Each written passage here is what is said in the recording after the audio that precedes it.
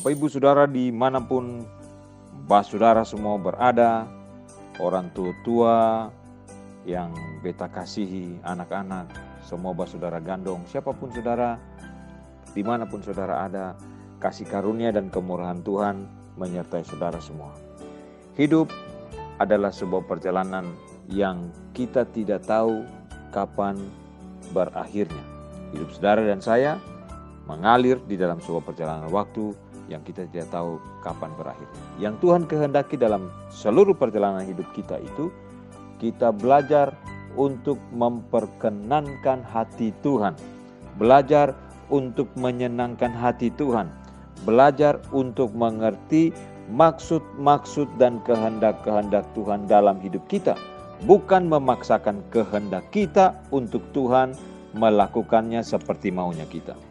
Nah, saudara, perenungan kita di hari ini atau refleksi kita di hari ini diambil dari Yohanes pasal 2 ayat 19 sampai 21.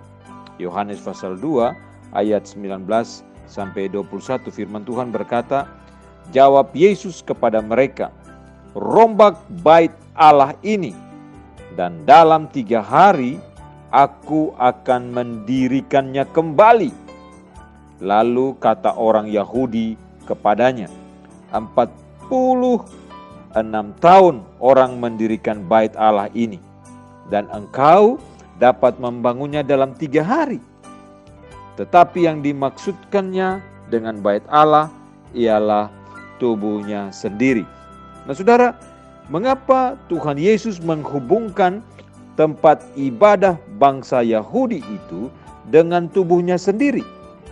Karena dia datang, Tuhan Yesus datang untuk menggantikan bait itu sebagai tempat pertemuan kita dengan Allah. Dengan kedatangan anak Allah sebagai manusia, maka ritual dan ibadah manusia akan mengalami perubahan total. Kristus sendiri yang menjadi anak domba Paskah yang terakhir, imam yang terakhir, bait Allah yang terakhir, semua di dalam dunia ini akan berlalu, tetapi Tuhan Yesus tetap untuk selamanya. Nah saudara, Allah bertemu umatnya di dalam bait Allah melalui perwakilan manusia yang tidak sempurna, yaitu imam-imam. Tetapi sekarang mengenai Kristus, Alkitab berkata, karena Allah itu esa, dan esa pula dia yang menjadi pengantara antara Allah dan manusia, yaitu Kristus Yesus. Saudara bisa baca itu di 1 Timotius pasal 2 ayat yang kelima.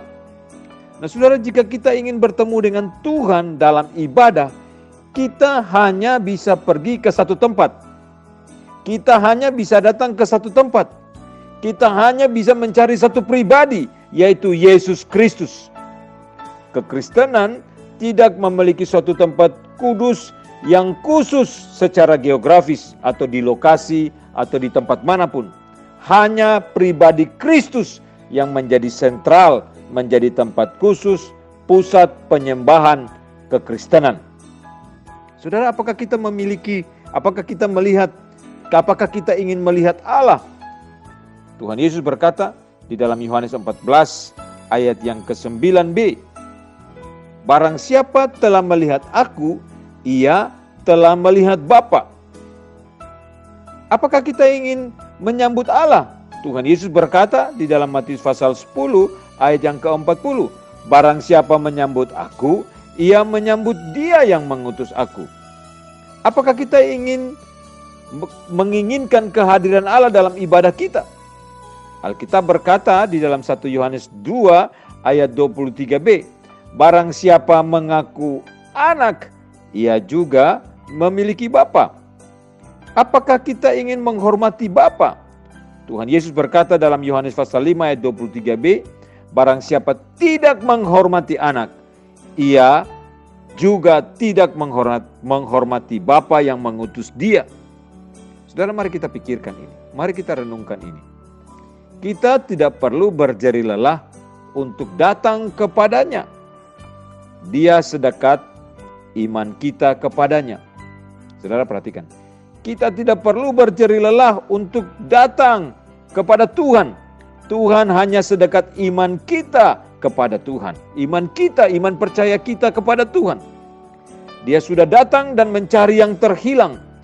Iman yang timbul dari firman Kristus Yesus yang membawa kita berjumpa dengan Dia, dengan Tuhan kita.